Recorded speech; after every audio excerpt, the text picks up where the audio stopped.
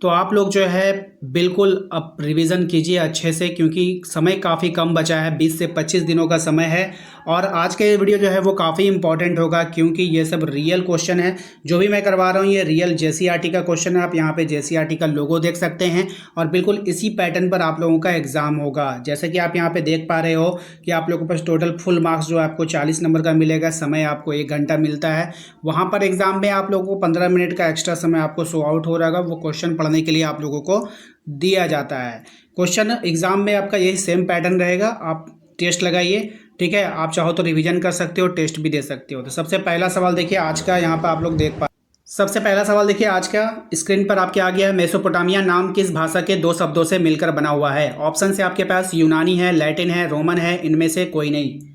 तो देखिए इसका सही जवाब हो जाएगा आपका यूनानी, ऑप्शन नंबर ए। मैं ज़्यादा देर नहीं करूंगा क्योंकि ये रिवीजन क्लासेस चल रही है। इस टॉपिक पे मैंने बहुत सारा वीडियोस भी बना दिया, पहले भी आपने ये सारा क्वेश्चन कर लिया होगा। क्योंकि ये रिवीजन है इसलिए रिवीजन थोड़ा फास्ट होनी चाहिए, ठीक है। आइए क्वेश्चन नंबर आते हैं हम लोग 2 पर। क्वेश्चन नंबर 2 में देखिए कहा गया है सिकंदर ने बेबीलोन को कब जीता था? तो सिकंदर ने बेबीलोन को कब जीता? 4 ऑप्शन आपके पास है। 331 ईसा पूर्व में सिकंदर ने बेबीलोन को जीत लिया था। अगला सवाल है क्वेश्चन नंबर 3। दिनारियस क्या है? स्वर्ण का सिक्का है, चांदी का सिक्का है, तांबा का सिक्का है, या फिर इनमें से कोई नहीं? तो इसका सही जवाब हो जाएगा चांदी का सिक्का, ऑप्शन नंबर 20 का करेक्ट आंसर होगा।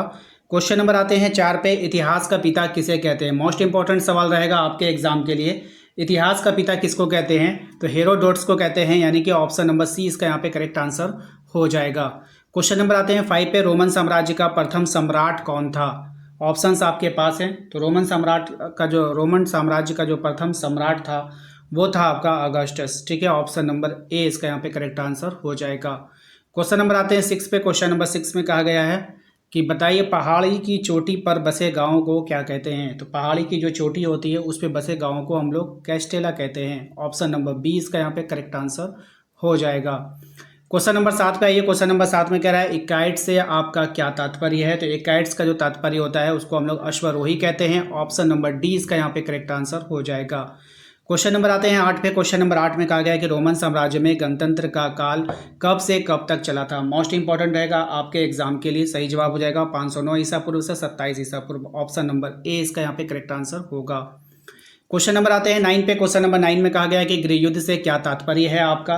तो गृह युद्ध से तात्पर्य होता है अपने ही देश में सत्ता प्राप्ति के लिए सशस्त्र संघर्ष, ऑप्शन नंबर बी इसका यहाँ पे करेक्ट आंसर हो जाएगा। क्वेश्चन नंबर आते हैं 10 पे। क्वेश्चन नंबर 10 में कहा गया है कि बर्बर शब्द किस भाषा से उत्पन्न हुआ है? अब ये जो बर्बर शब्द है ये कौन सी भाषा से उत्पन्न हुआ है? तो ये जो हुआ है यूनानी भाषा से उत्पन्न हुआ है, ऑप्शन नंबर सी इसका यहाँ पे करेक्ट आंसर हो जाएगा। क्वेश्चन नंबर 11 पे आइए। क्वेश्चन नंबर 11 में कहा गया कि जर्मन शब्द फ्यूड का अर्थ क्या होगा? तो ये जो जर्मन शब्द फ्यूड है इसका अर्थ आपको बताना है। तो इसका अर्थ होता है एक भूमि का टुकड़ा, ऑप्शन नंबर बी इसका यहाँ पे करेक्ट आंसर हो जाएगा। आइए क्वेश्चन नंबर आते हैं 12 पे। क्वेश्चन नंबर 12 में कहा गया है कि यायावर मूलतः क्या थे? अब ये जो यायावर थे ये मूलतः क्या थे? आपको पता घुमक्कड़ था, आवारा था, जनजाति था या प्रजाति था? ये लोग क्या थे? घुमक्कड़ थे, ऑप्शन नंबर ए इसका यहाँ पे करेक्ट आंसर हो जाएगा। क्वेश्चन नंबर आते हैं 13 पे। क्वेश्चन नंबर 13 में कहा गया है कि चंगेज खान की मृत्यु कब हुई थी? ऑप्शन आपके पास हैं। सही जवाब हो जाएगा 1227 ईस्वी सन में, ऑप्शन नंबर ए इसका सही जवाब हो जाएगा।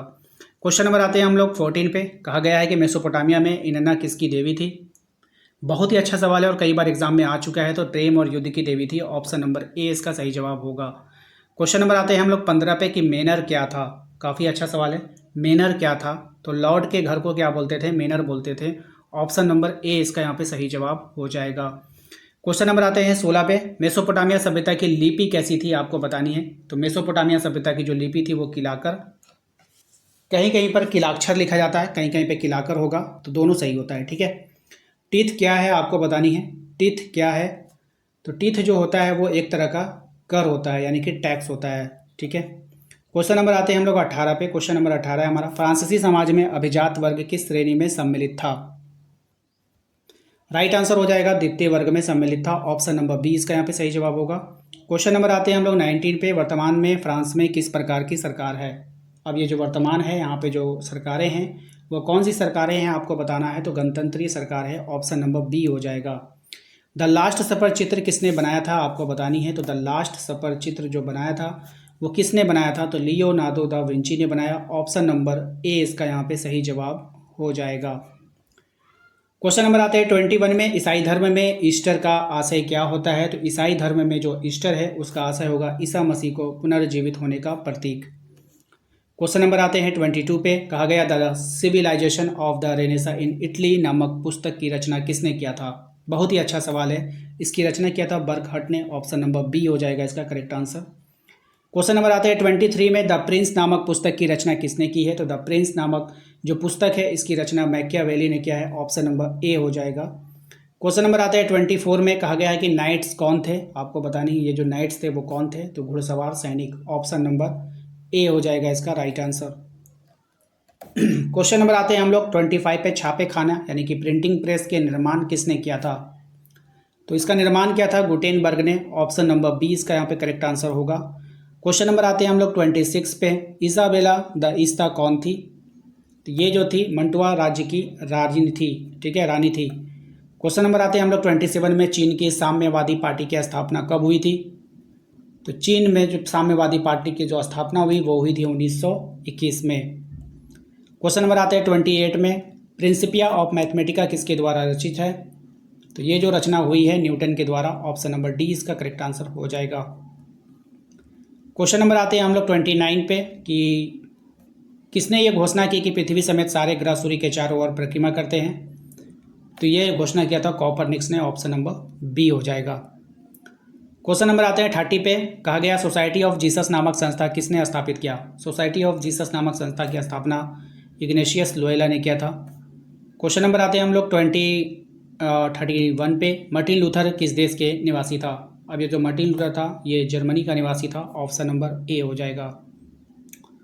क्वेश्चन नंबर 32 पे आते हैं। रेड इंडियन कहाँ के मूल निवासी थे। अब ये जो रेड इंडियन थे वो कहाँ के मूल निवासी थे। तो उत्तरी अमेरिका के मूल निवासी थे। ऑप्शन नंबर सी हो जाएगा। क्वेश्चन नंबर आते हैं 33 पे। ब्रिटेन में संयुक्त राज्य अमेरिका को एक स्वतंत्र देश के रूप में मान्यता दी। कब दिया था। तो ये दिया था 1781 में। ऑप्शन नंबर बी हो जाएगा। क्वेश्चन नंबर आता है 34 पे। कैनबरा को ऑस्ट्रेलिया की राजधानी कब बनाया गया था। तो कैनबरा को ऑस्ट्रेलिया की जो राजधानी बनाया गया 1911 में बनाया गया था। जापान में मेज़नी की पुनर्स्थापना कब हुई थी। तो इसकी जो पुनर्स्थापना हुई 1867 से 1868। ऑप्शन नंबर ए इसका करेक्ट आंसर होगा। क्वेश्चन नंबर आते हैं 36 में। जापान में तेज गति वाली शिकानसेन क्या है। बहुत ही अच्छा सवाल है। तो ये था क्या था, बुलेट ट्रेन। आधुनिक चीन का संस्थापक किसे माना जाता है। बहुत ही अच्छा सवाल है। तो आधुनिक चीन का जो संस्थापक है वो है डॉक्टर सन यात सेन। ऑप्शन नंबर ए हो जाएगा। क्वेश्चन नंबर आते हैं 38 में। कहा गया कि चीनी गणतंत्र के पहले राष्ट्राध्यक्ष कौन थे। तो चीनी गणतंत्र के जो पहले राष्ट्राध्यक्ष थे वो थे आपके सन यात सेन। ऑप्शन नंबर ए हो जाएगा। वारगासिस क्या था। काफ़ी अच्छा सवाल है, कई बार एग्जाम में आ चुका है। तो इस तरीके सिर को वारगासिस कहा जाता था। ऑप्शन नंबर ए हो जाएगा।